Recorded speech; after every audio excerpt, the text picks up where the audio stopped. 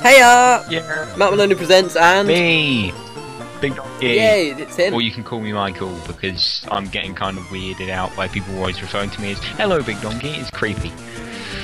Okay, fair enough, I'll call you Mike from now on. Mike. Except that's not really my name. Cubal Koji. Cubal Koji! Kabal! Right. As we were doing last part, we need to round up our favourite games of the year. Yep. I think I've got one more on here. I've got a few. You've got a few?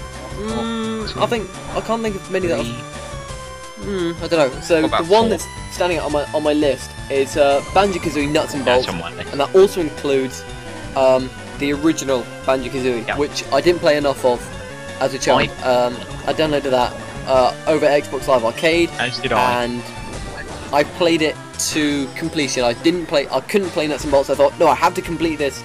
I have to complete Banjo-Kazooie, the original. I have to be faithful to the Nintendo 64 loving 6-year-old inside of me. I have to give him something. I killed the Zelda side when I finally completed Ocarina of Time earlier this year, possibly last year. I have to do him justice. I have to complete this. And I did, and it was wonderful. I loved it. It's frustratingly hard, some of the bits, but it's so charming. It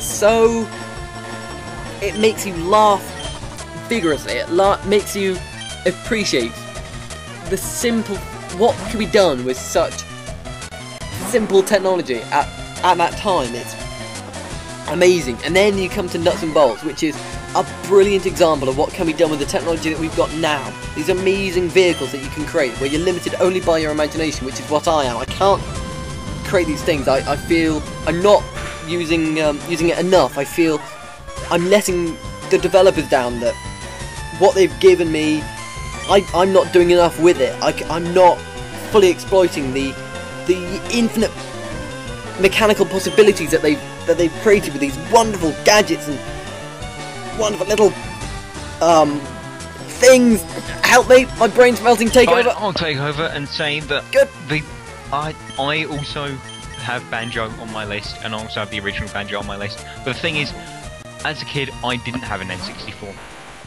My gaming didn't start for a while, which you'll find out about in my tag video, which is coming eventually. It will be there eventually. Maybe as a Christmas present to you lot, if you are nice to me and PayPal me £5. But yeah, anyway, I do have it on the N64, but the thing is, I got my N64 in 2003. I got the game in 2004 at a fair for £4. I put it in, I played a bit of it, put it down, I never touched it again.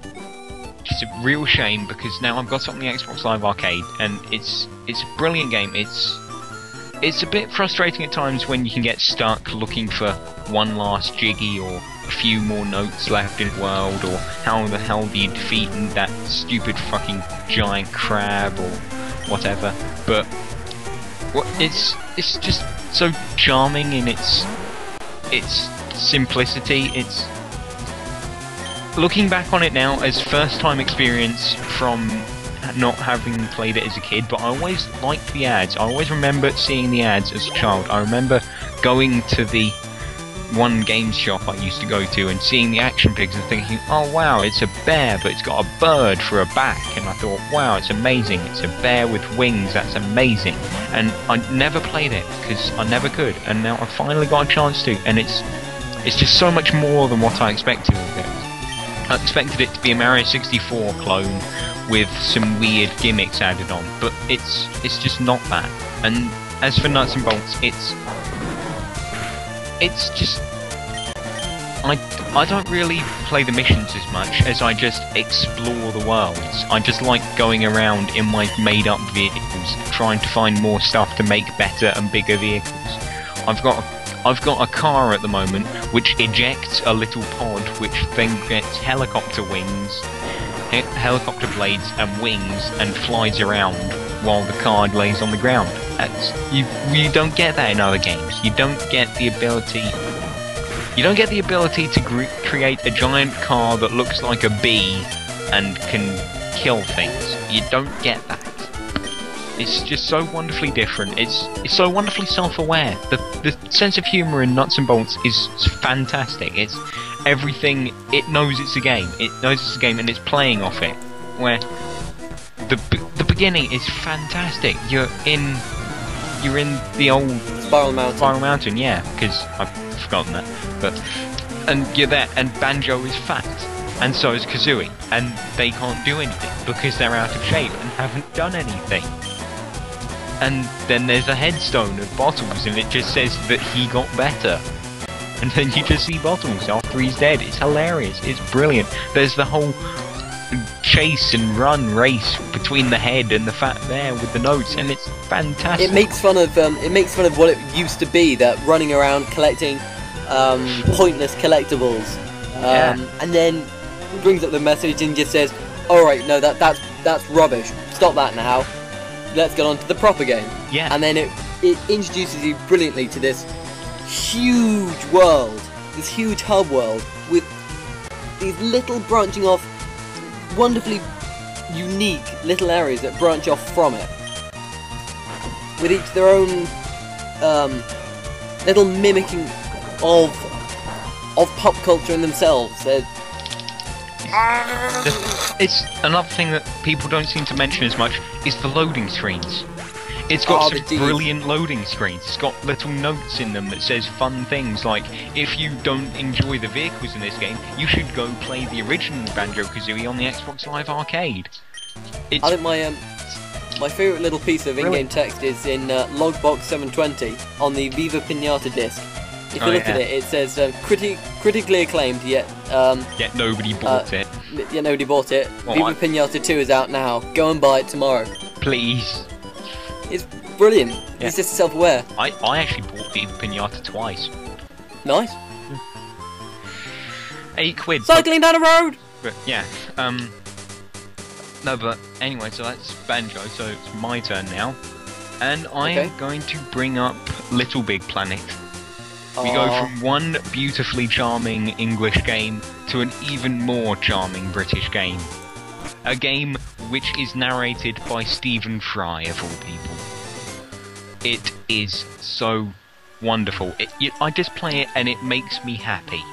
If I'm depressed, I just put in Little Big Planet, I go on to the first level, I see the king, I see the queen, I see the horse, and he says, "Can you put my tail on?" And then you put the tail on, and then all of a sudden you're rushing down a hill at fast speed. It's brilliant, with your little sack person who looks kind of like looks like Ryu with glowing skin and a cape, but it's just.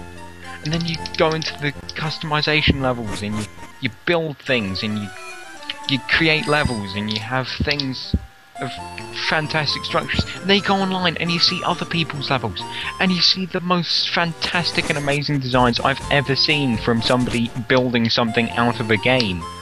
It's like if somebody was given a brain implant to have 3 brains at once, masses of heroin and cocaine to make them super high, and then left in a room full of Lego. That's the kind of thing you get on Little Big Planet, is you just get wonderful, fantastic structures made by people just playing the game and enjoying it for what it is. Sure, it's not a big seller, but it should be bigger. So if you've got a PS3 and you haven't got Little Big Planet, I beg you to go buy it, please. Thank you. Matt? It's a game which is making me very tempted.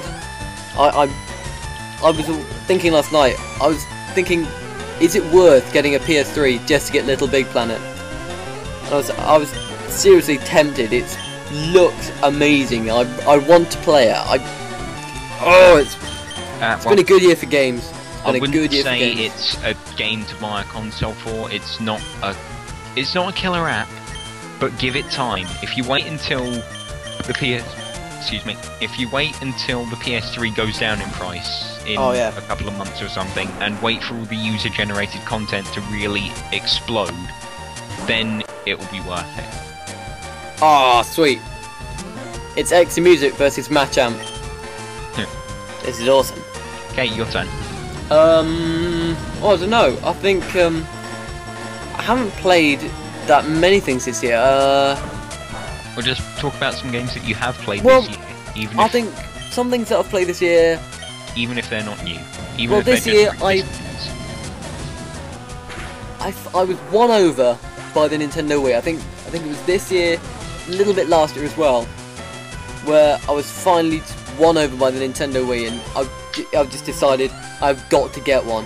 Because I was skeptical when I first heard about it a couple of years ago, and I hadn't played it, and I went round to a mate's house and played Wii Sports while I was getting drunk, and just thought, this is it. This is a brilliant piece of work. I love it, and I want to get one. I'm so ashamed that I still haven't. Hopefully the price will go down so I can enjoy the wonderfulness of the Nintendo. Have you seen how they're selling? I know. Have you seen that they're still out of stock in places? And fingers crossed. Fingers crossed. It's 2 million units in 1 month in one country. Yep. That's Running all out of time, I'm running out of time, running out of time. Shush, Yeah. big donkey. We're running out of time. We've got to say goodbye. Bye. Alright.